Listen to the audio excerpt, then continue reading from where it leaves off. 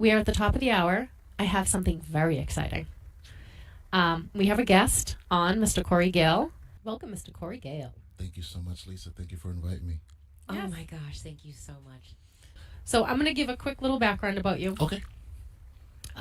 You sent me a bio in which you said that you've experienced a remarkable transformation that you feel compelled to share. Yeah. That you were born in 77, so I'm 5 years older than you. You're still a baby.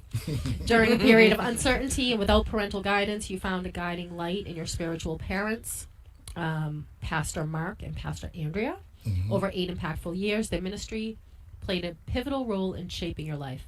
At the age of 12, you were involved in a car accident that claimed your mom's life. And I do think that kind of tragedy that touches people like that, it sends you in a whole new trajectory. Yeah. And I want to talk about that a little bit. Okay. And despite your challenging past, you grew up to become a successful owner of a mortgage company, only to lose it during 2008, which is the story for many of us. Oh, yeah. Rising. Where's my shirt? Where's your shirt?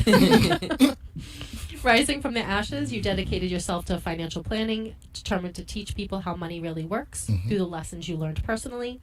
You're now a successful financial planner. You enjoy a blissful marriage with your wife, Katrina, and you proudly raise 5 children. The joy extends further with 3 wonderful grandchildren. Congratulations. Thank you. Glampa. I'm going to call you Glampa because I'll you're take so it. glamorous. I love that. I like that. Can we patent that? We can. Yes. Okay, we'll get back on that. Hashtag So Grandpa. if you can, I love it. if you can see Courie, he always looks fabulous. So we're going to talk about clothes too next. So, and in the last year, you signed a record label because you do music on the side as well. You're on the verge of becoming an author with your first book, being the start of many to come. And your story caught the attention of Hollywood talent agent who is helping you spread your message across the world. And we, on Lisa and Robin on the mic, are going to help you spread that as well. Oh, praise God. That's So- what's up. Heck So yes. welcome. So tell me a little bit about losing your mom at 12. Absolutely.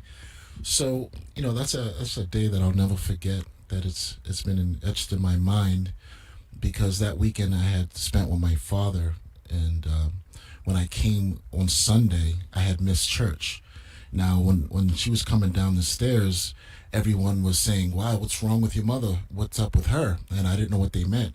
And then they said that she was praising God for like too long and stopped the service for like 30 minutes. And I remember, I didn't know, but I took the opportunity to ask her for some ice cream. Absolutely. It was a win. Yes. Right. So Got to get those wins in. you got to get it when you can. So when she said yes, I was taken back, but I went with it. So we went to the first ice cream place, and ironically, they ran out of ice cream.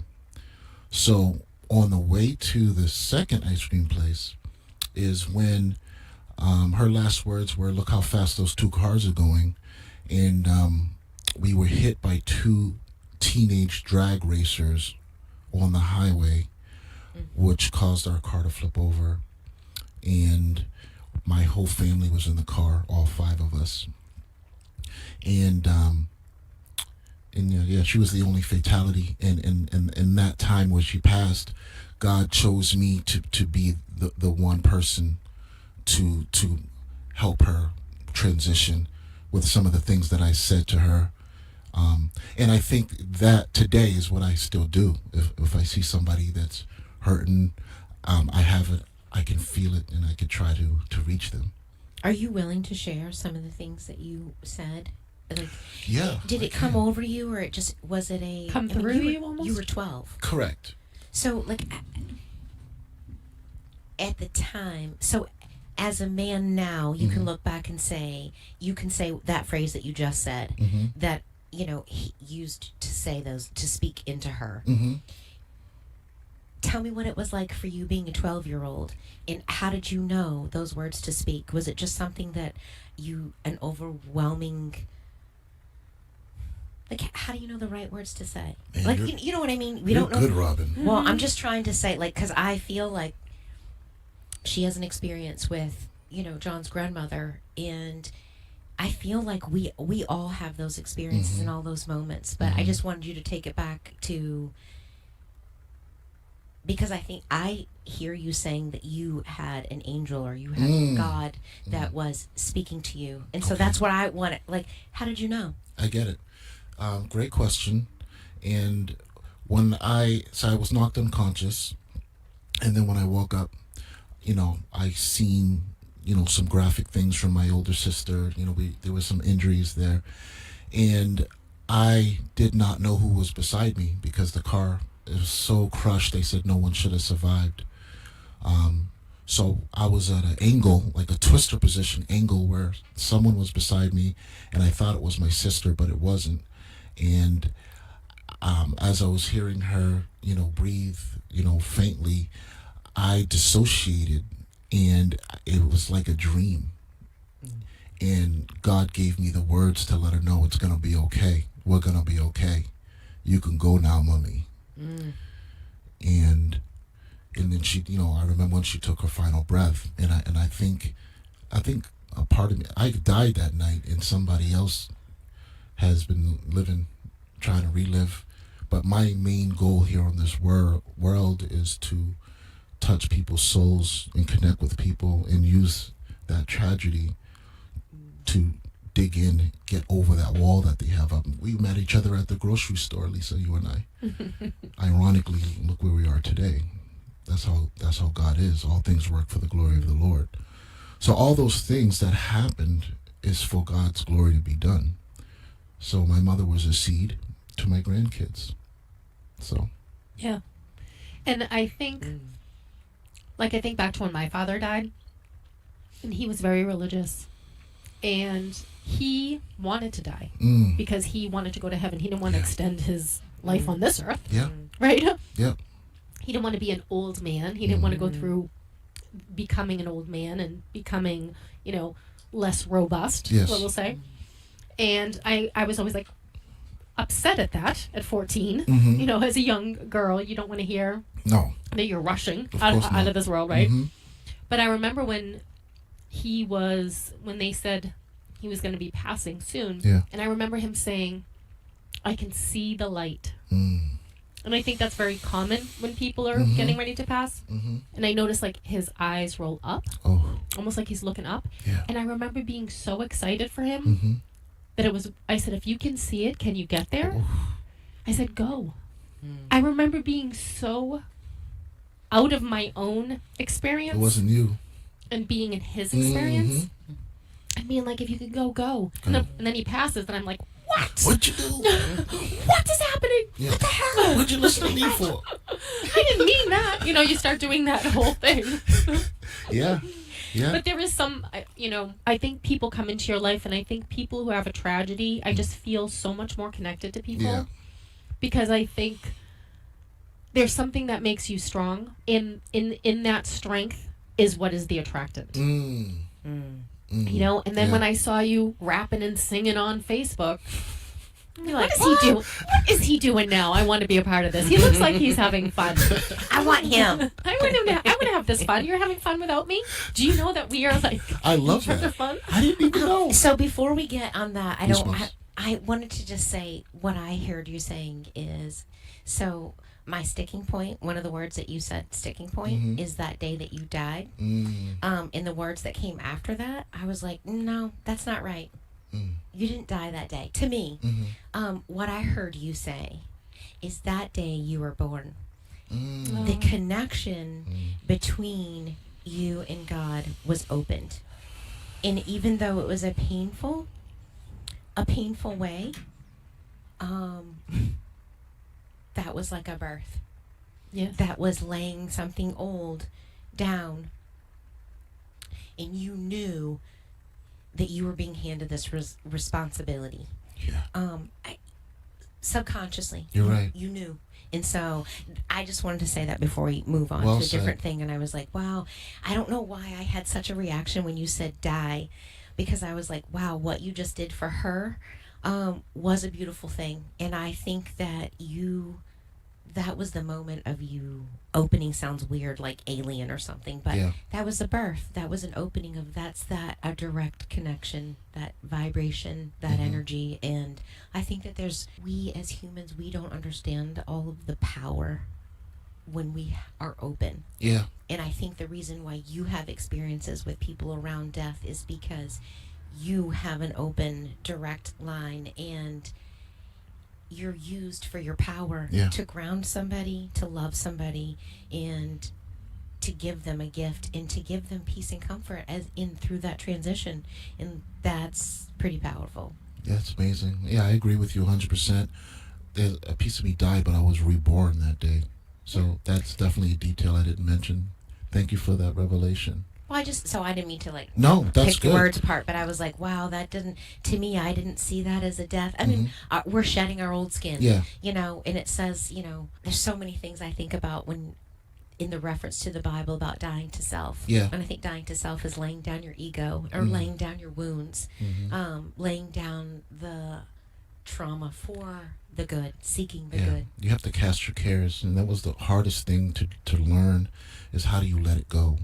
How do you truly surrender? And that's how you know when you trust God, when no matter what you're going through, you just let it go and you trust God, and then you'll see this miraculous thing happen once you can let go. So he doesn't need your money. He doesn't need any of that. He's doing that as a test to see if you trust him. So one of the sticking points that you mentioned in Robin's words is when you said that I was born, we're like the Avengers. We all have different superpowers. It's a real thing. We all have a different anointing, and when we all work together, that is how we're going to be able to touch people across the world. So when we touch on the book, I can see what God is doing. I met Lisa on a different real estate thing, but this was all building blocks for where we are today. Dude, I've got cold chills. Like, even is it cold chills or goosebumps? I just want to be clear on what physical reaction you're having. Like, my skin is all bumpy. Like, I think even my toes feel it. Like, I do. I feel like a live wire. Like, but I know, because I think that the vibration and the frequency is this is my goal. Like, how can I live in this frequency? Yes. All the time. All the time. And we're supposed to. We're supposed to, because remember, when there's storms happening, it wasn't Chicken Little running around, the sky's falling. Jesus took a nap. So let's talk about when you're stressed out or whatever the situation is, you're going to take a nap? And if you're not, that means we're not where we need to be. So we need to start taking more naps through the trauma and strife and stress. Well, boy, I've been changing my whole thought. I grew up in a Southern Baptist church, and I heard, what little did I go, that sunk in. My interpretation of joy and suffering was that you actually had to like the fact that you were suffering. That's how little that I knew. But as a kid, but now it's come back to me so many times. And so now I've actually just catchphrased, and it's the next quote that goes on our chalkboard in our kitchen. What joy do you bring? And if we start coming from that place of like, what joy are we adding, or what joy are we bringing to the table? A lot of other stuff for me, and everybody's words are different, or phrases are different, or whatever gets you going. But I have found that what he means is joy in the suffering. Find the beauty, find the grace, find the gratitude, see the beauty in the things that are happening, no matter what it can be raining hellfire, and brimstone, but being grounded, being centered in here, and not letting that steal your joy, is, to me. And so I can't change. And I think a lot of those things, my little phrases are coming up to that when I would say, check your stuff at the door. Who's showing up right now? Are you going to bring your bad energy from the workday into home life? Because we now have a dynamic. So it's, again, actively choosing to say, hey, I can't control this, but I can control this by the energy and by the joy that I bring. I love that. And just like love is a choice, when you're in a relationship for X amount of time, we have to choose to love and do what we got to do regardless of how we feel. You have to make a conscious choice. Like, one of the things for me that I've always enjoyed was making strangers smile, connecting with strangers. The Bible says you're going to cross angels, you're not going to even know it was them. So I'll just go by somebody and say, hey, we'll just cross some paths, never see him again, but we'll have such a genuine moment for 5 seconds. I'm like, all right, I'll see you on Judgment Day, TTA, TTYL, So that's what we got to do. We got to be a blessing to other people, because you don't know what they're going through. And that's one of the blessings of my tragedy is when you're in a predicament where you're upside down and your mother's passing away, how bad is your bills being behind, really? Right. Yeah, what matters. It's a POV. It's a different perspective, so I see it. But yeah, this is awesome. I love this show. Yeah. So one of the things I think of in everything that happened, people passing away or different things, tragedies or different things, I always think of that before and after moment. Before I was one person, but now that I have this experience, I will never be the previous person again. Correct. Because I have this experience. Yes. And my cousin recently lost her husband suddenly, 38 years old, died. And my heart broke for her, because I'm like, she has a 11-year-old daughter, and their lives are, that before moment, all those before moments are, everyone's a different person. Because you can't experience life in that way without being changed. Absolutely. So part of the problem that I think I had with some of my tragedies was a turning my back on God. Almost like a rebellion. I'm not believing in this. I'm not giving this. How could you let this happen? That whole thing. Because it was a childish understanding of what God is. Right. And it wasn't until... And I remember during that time trying to fill the space where God belonged with Mother Nature, like trying to find it anywhere I could. Yeah. I found it a lot of Mother Nature. How many different birds do we have on the planet? Yeah. Every time I saw a bird, I'd be like, and that's a different bird. Yeah. How did that get created? Or a different animal, or how many types of pine trees, or how many types of palm trees, or the ocean. I think of our ocean as Mother Nature's womb to our world. That's beautiful. And then I would go to read about all these different religions and how did they come to God. Yeah. And I loved that in the Indians, the Native American Indians believe that God is in everything. But it allows them to, say if they have to kill an animal to eat. Yeah. It allows them, then they wear the skin or whatever. But they are grateful. Yeah. And they embody the spirit of what they're consuming. It's so different than industrial farming. I see. Totally different. So I was always trying to grasp to try to replace the actual thing that I laid down. Yeah. And then it was, I spoke to you a couple of years ago. You just popped back up, as you do. As you do. We had this conversation at a supermarket parking lot. And then we're sitting in the coffee shop, and I'm like, I don't know how to pray anymore. Like, it's like... Well, I like what Courie said, and everything does happen for a reason, and people will come and go. And what's really cool is if you pause and stop to think about, it's been leading to this moment. Yeah. In like all of these things back. We had a guest on a while back, Nick, and he's in real estate. He's in real estate and investing and all this stuff too. Well, and it was just weird because Nick has known my husband independently for 15 years. Wow. My husband knew Lisa independently 15 years. Nick and Lisa knew each other independently. So there's and now I'm in it. And now he's here and I'm like, wow, you can see God aligning and you can stacking, in a much more clear way that you can actively see, or I'm choosing to say, I'm actively choosing, I know God is putting people in my place, in my circle, very intentionally and very specifically. And that's awesome, because now you can be ready and open and vulnerable and listen to what the God is saying. Yeah. You're prepared. That's great awareness. Well, so the other thing, when you said, love is a verb, and we've had conversations before at home, and I said, because Chris had said, love is action.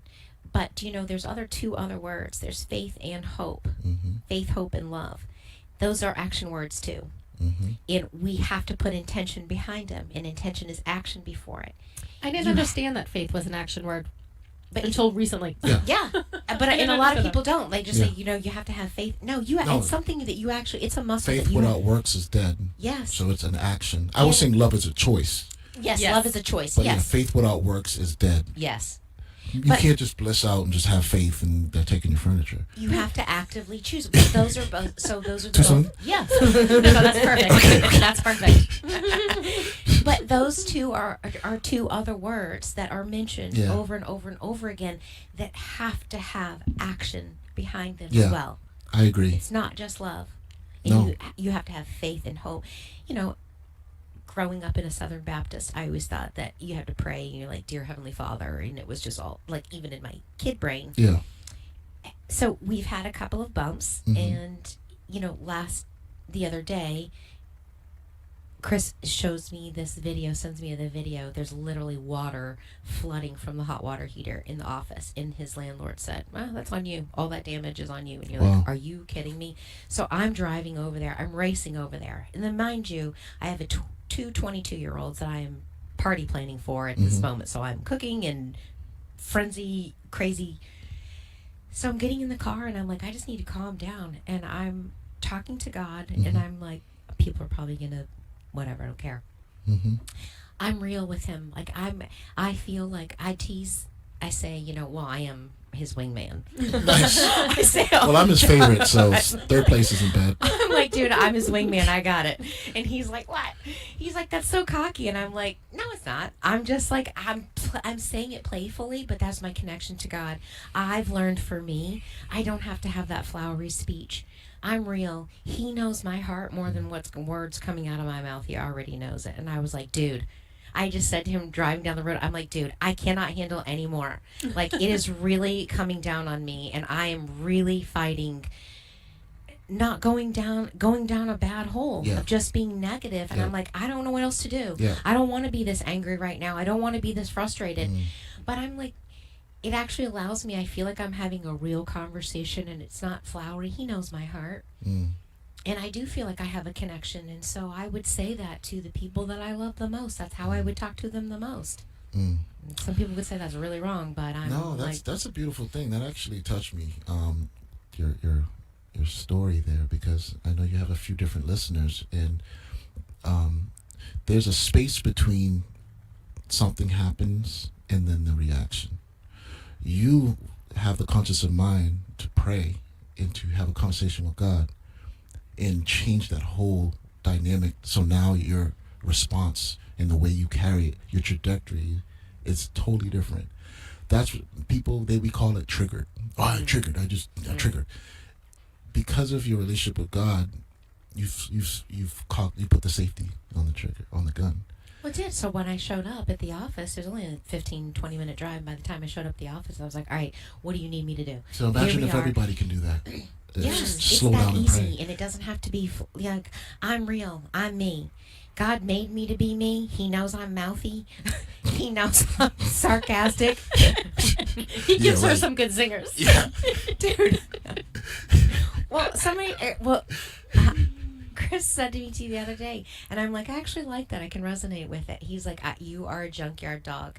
You've had to fight your way up. And I'm like, there isn't any other way but to be real. And so if I can't have a real conversation with him, but that anger is like, I am giving it to you. I am having a real conversation. Yeah. I don't know what else to do. Yeah. And I am bringing my frustration to you, right to you. I don't feel like I have to sugarcoat. I don't feel like I have to sugarcoat it. I grew up being fearful of God and thinking that I'm going to go to hell for a bad thought or the way that I talk to him. Yeah. So there is a little part of me that, like, this is the first time I've really shared that publicly. Like, I don't talk to, like, and there are moments that I do. Yeah. But when I'm bringing my anger and my hurt and my frustration, I am talking to you real. And I do feel like there's a lot of power in it.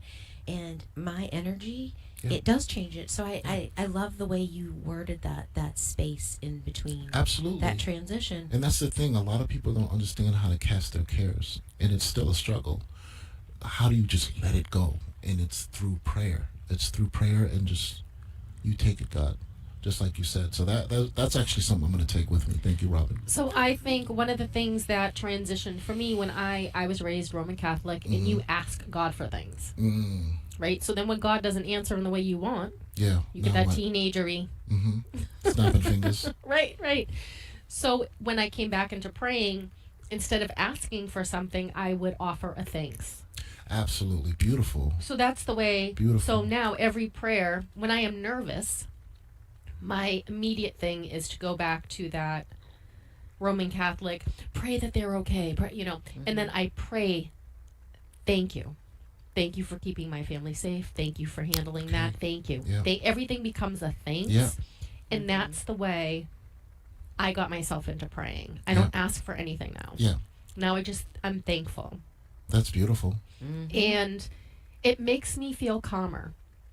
Yeah. Where the asking would make me feel like I should be receiving Yeah, something. it's a petition. You're in court. Right. Emotion. That's a beautiful thing how you do it, because when I call it praising God on credit, if we can really start praising God and then be thankful and gratefulness, and then obviously the manifestation, it is a vibration, a frequency. That's the key, is to be thankful, because I do it subconsciously. When I see a guy in a wheelchair, I'm grateful. I say, thank you, God, for what he's done to protect me, because I didn't have to be whole. I'm a miracle. So gratitude is deep down in my heart. Yeah. I agree with you. And I think that's the way I transitioned from being that rotten teenager towards faith, which I had held for a while. Yeah. And I remember this is one of those things of people come in and they leave something with you that you never, I wrestled with this one a long time, but my father had been passed away 10 years. I was 34 years old. This woman comes into my real estate office and she wants to buy a property for her daughter. And I can tell right away she's slightly crazy. Okay. How do you really feel? Right. And don't look back on my account. Well, because she's saying things don't that have a were lot of like, filters. we can't say that in the fair housing world. Okay, I'm yes. a realtor. You can't Yes. say, I don't want to buy a house that so-and-so lived in. Like, Correct. you can't say that. Yeah. So I'm thinking crazy. Got it. Right? I'm thinking crazy. I'm with you. But I'm like, all right, we'll try to help her find a place. And I'm showing her properties, and she turns to me, and she says, why don't you love God anymore? You were raised to love God. Why don't you have God in your heart anymore? And I was like, the word I would say Oh my goodness. began with a B, and I was Yes. like, who do you think you're Yes. talking to? And then I'm like, man, how do you know that? Like, Yes. how is it like on me? Ooh. Right? That's. And so then I said, because I prayed my father wouldn't die, and he died anyways. I'm mad. I think that was my response, or something equivalent to that. And then she said, do you think your father's in heaven and he wants you to be sad that he's gone? Do you think he wants you to waste any of your time on earth that is so precious that you are upset that he is gone? He is in heaven. Doesn't pay dividends to be upset. Yeah, Right. she was absolutely And right. I was like, man, this crazy woman. this making crazy woman's sense. smart. Making sense left and right. She doesn't say most of the things that come out of her mouth we should not be allowed to say, Yes. especially on television. But Yes. this right here is so spot on. And from that point forward, I was like, every time I would be so sad that I couldn't experience something with him here, Yeah. I would be like, I can. He doesn't want me mad. He doesn't want. And it really helped a transition, because I was grieving my father like the day after he died for 10 years Yes. at least. Yes. That Yes.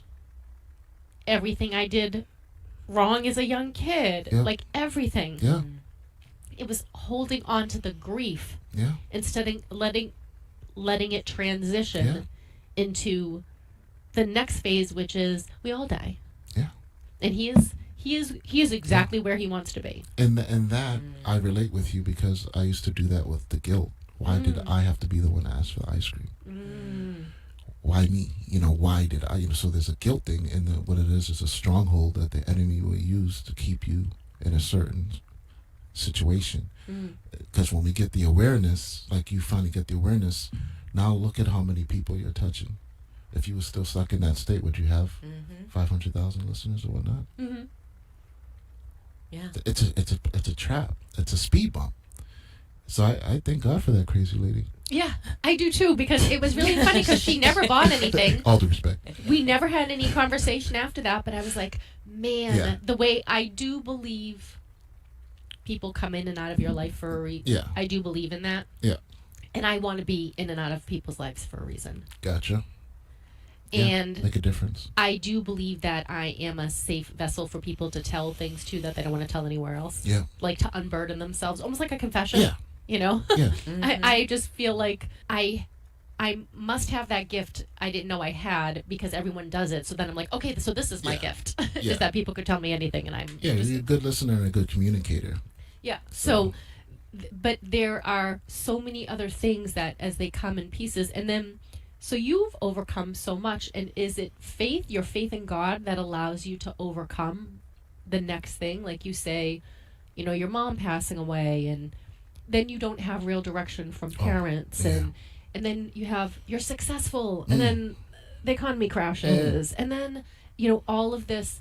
Is it always a turning towards faith that allows you to overcome the obstacle? Correct.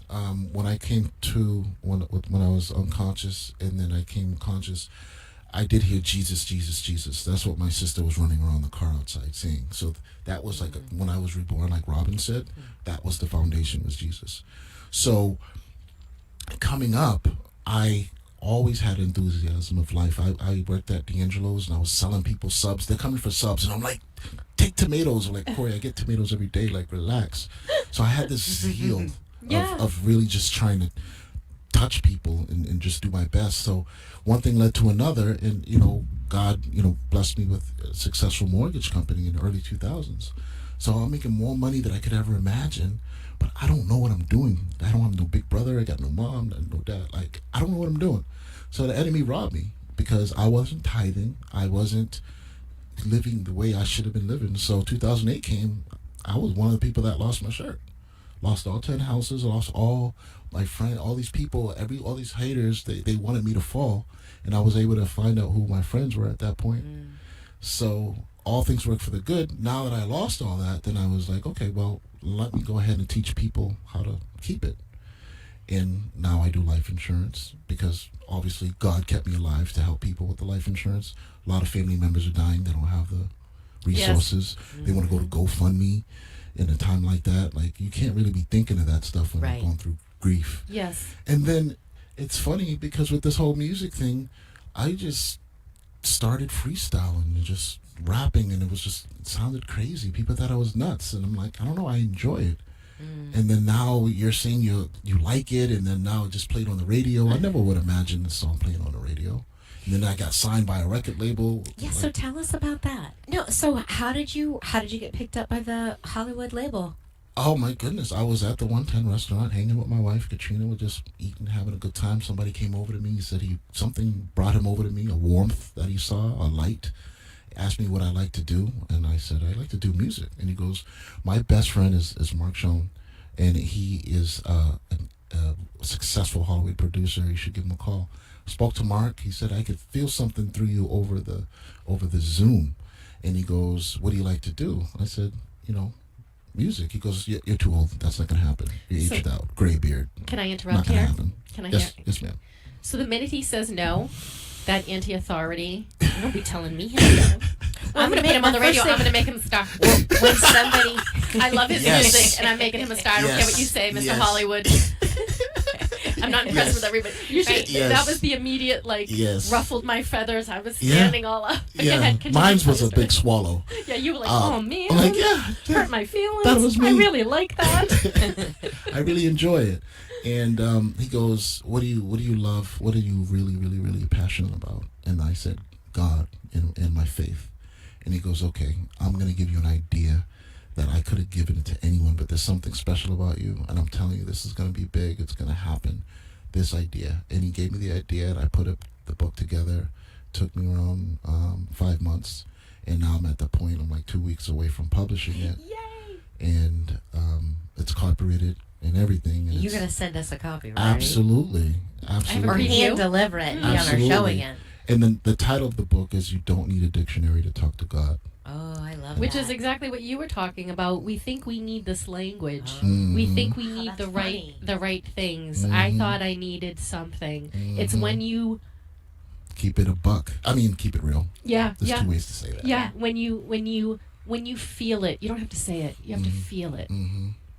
When you feel it is the feeling is the vibration. It's not the words. Right. We're always trying to put our feeling into words. Yes. We're trying to communicate Yes. these Yes. cells that are vibrating around. Well, and I think that's why you and I are very, I don't know, wordsmiths. Yes, because To we're say trying it's to. like, well, no, because one wrong adjective does not convey how I'm feeling it. And literally when I'm speaking, I'm trying to give you my feeling of how I'm sharing it. Because Chris is like, well, you just said that. And I'm like, no, it didn't pack the punch.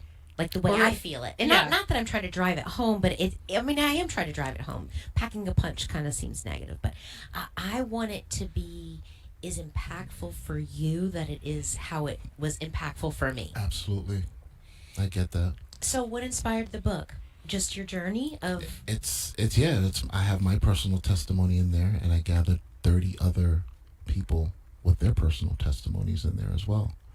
And this journey has put me on the phone with some interesting celebrities that was like, how did I get here? Why am I talking to you? So it's a weird thing that's happening. Can I talk about how you show up in the world? Sure, yes. Fabulous. Every time I see you on Facebook, every time I see you in person, you are looking stylish. Thank you so much. Tell me about your clothes. How I much like do to you say love fly, clothes? because Fly. that is Yeah. like the vibe. Well, when I came back from the break and I was coming through the door, I was like, he's here. Smell him. He smells fantastic. I smell man. I'm like, that smells good.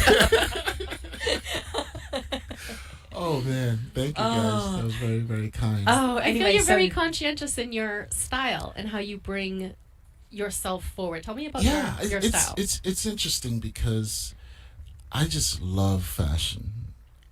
You know, I love just, putting something together in your head that doesn't look right in your head. When you put it on, it pops. And I just always loved it. And it's interesting because I was told that, Courie, you dress so fancy that you're probably hurting your business. How? Because if you're so flashy and you're just loving yourself, it could look like too much in sales. And it really hit me. Like, I'm like, so do I gotta stop dressing up? Like now I'm having a battle. I need to be authentic. Regardless if you think I have it or not, you should see my heart do business with me for that. right. So it turns out that a few people have been telling me to dress down. So keep it real. When I first moved up here, and I started as an adult. Don't let anyone tell you that you're too much. I'm sorry, I don't mean to interrupt you. is You true. are never too much to be yourself. No. Okay, thank you. You are never too much. See, Thank you. so somebody, a friend of mine, my best friend at the time, and said, "You don't dress like you're from around here." And I was like, And so I did. I went to the grays, blues, blacks, white, solid color, Never blah, gonna blah, be blah. happy. And then I actually had twins, and I was like, are you kidding me? I had a daughter, and I was like, I don't have anything pink in my closet. Wow. I have no pink. Ooh.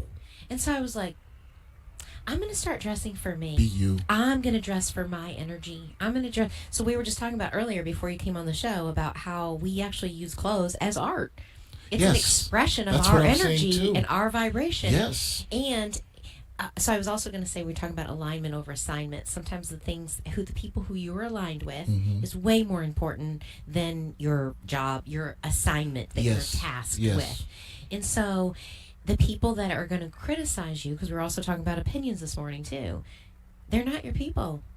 If they don't want to know or understand that I'm going to get to know who this human being is, I'm just going to judge or give them advice about their outfit or the way, their house or the cars they drive or anything. You're already casting a judgment with actually getting to know me. So you know what? You just done my job for me. Like, It says more about them than it does about it's you. kind of like the universe, saying, "Hey, these might not be your people." Yeah. But at the That's same how time, I look at it, because it took me a long time to learn who I was. I'm still learning who I am. And if I want to wear a cute freaking outfit, I'm going to wear a cute freaking outfit. Yeah. Even if it's to Walmart. I get it. And at the same time, I did have the open mind and to just kind of like look at it from another person's perspective. If I'm pulling up in this kind of car and I got this vanity plate that it's not vanity. It's just funny. Mm-hmm. Right. I almost mentioned it, but I'm not. So Don't put a target on your back. I'm a boss, but so, and I'm walking and all this extra stuff. Maybe sitting to talk about life insurance is like, why is this guy? Maybe it's a thing, but you have to have an open mind. Yes. But what I did was I processed it. I looked at the mirror. I really looked at my motives of why I dress the way I do, and it's because I love myself and I want to present myself the best way that I could, that I can. And the exterior is great, but it's about the inner work too. That's where the real attraction is. It's not the exterior. It's the light that is on the inside. So what I did was I started putting down some dope dressing down outfits. Yes. Like Yes. some t-shirts and dress pants that people are doing. Yes. So I played with a few things. So I Yes. actually got some More more swag creative. on that. So good looks on that. I can wear a Walmart tank top, Yeah, that's and what I I'm can saying. wear American Eagle jeans and with a Gucci belt, I'm man. telling you, let's go. Subtle. Up with the hat to I the even side. make let's this go. look good. I make a trash bag look That's good. what's up. Heck yeah. This is fun. Yeah, so I mean, This there is is a way great. to dress. Like I wouldn't wear specifically certain things, you know. Well, we always want to be appropriate. All So right, I'm so- not going to wear a bathing suit to a funeral, No. right? Obviously. No, we're talking about overdressing, not Yes. not being inappropriate. We're talking about Yes, and I don't doing think the you can be most. overdressed. So in I'm going my to share something opinion. funny with you. And how much clothes are a part of my life. And I think that they've always been. I think I don't know if that's true for everybody. So for Father's Day, I took Chris to Manchester to the Candlelight concert. They had the Vivaldi Four Seasons, and I love Vivaldi. So the whole stage is all candles, and it's a 4-piece quartet. Yeah. And I am watching, and we're close. We're in the front row, and I'm watching the violinists as I'm watching the energy move through their body, how they're handling each piece and their head. So we left, I said to Chris, I'm like, dude, if I were on first chair, I already have my outfit picked out.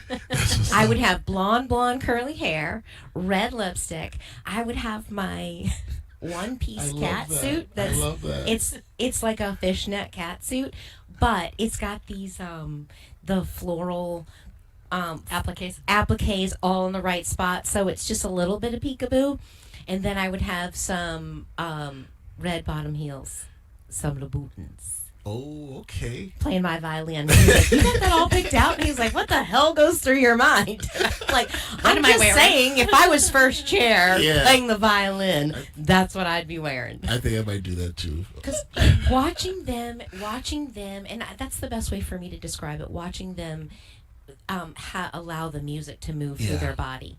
Their eyes and her hair and Yeah. the passion in which I was like, man, I love music. Yeah. I love that. And I'm Yeah. like, this is what I would be wearing to make the best of the moment inside of me. Mm-hmm. And so I love that you took your love and actually put it out into the world. That you, because I don't know that we would have reconnected the same way we did without me seeing you rapping Oh, wow. on Facebook, because we were connected. Yeah, it but we were was- like on the business tip. Yeah, and then it wasn't until I was like, is he having fun? I see him dancing. They've got this whole dance party thing. I'm like, I was not invited to a dance party.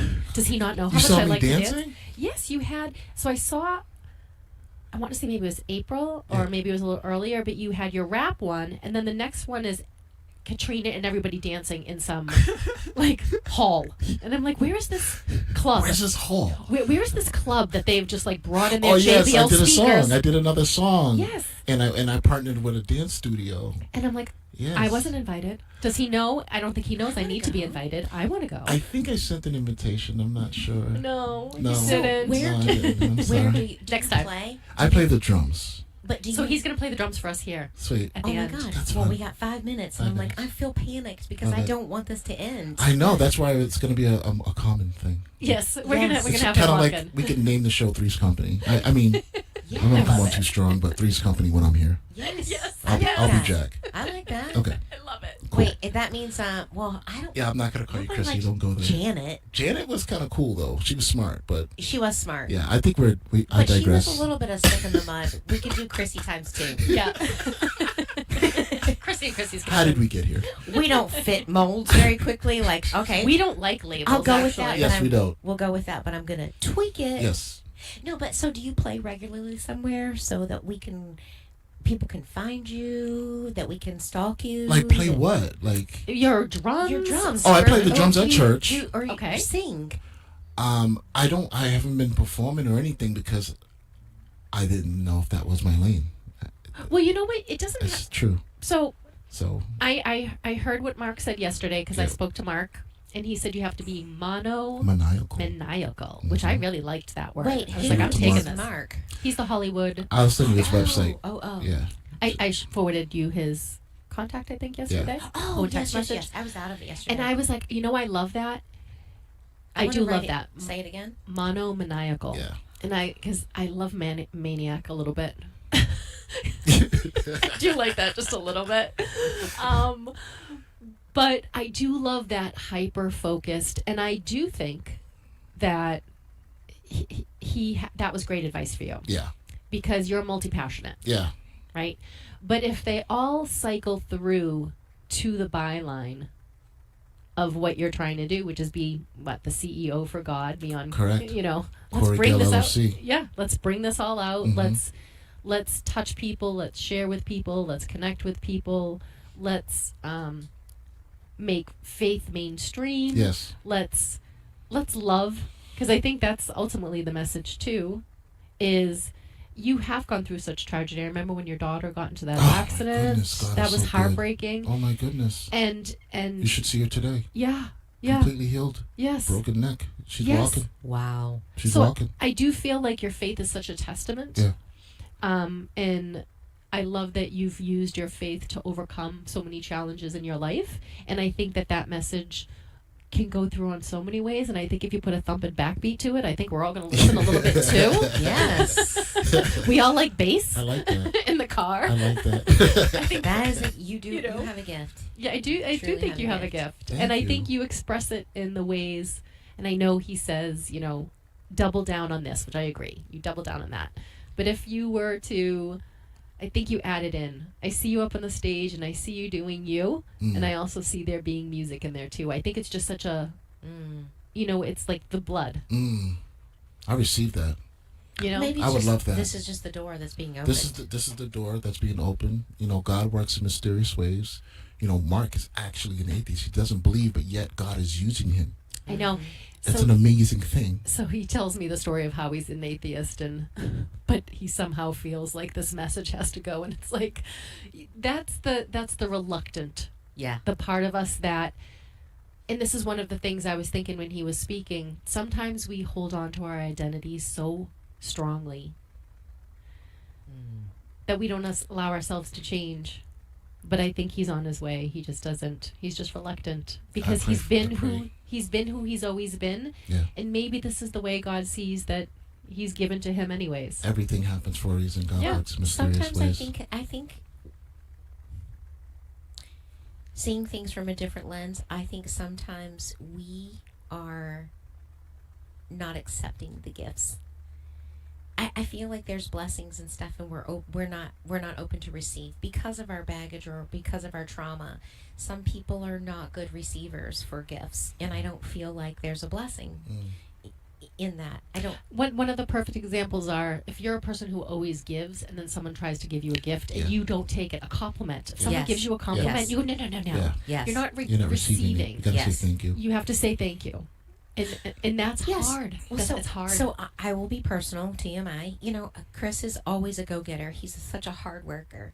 And I believe harmony, the female and the masculine energy, that we both have gifts that we can give to nourish and heal each other. Mhm. And I said to him, sometimes I polarity. feel like you resist me. I know I have healing inside of me. I know that I can heal you. Mhm. And it's not that he doesn't want to. I think there's just so many things that he doesn't allow himself to.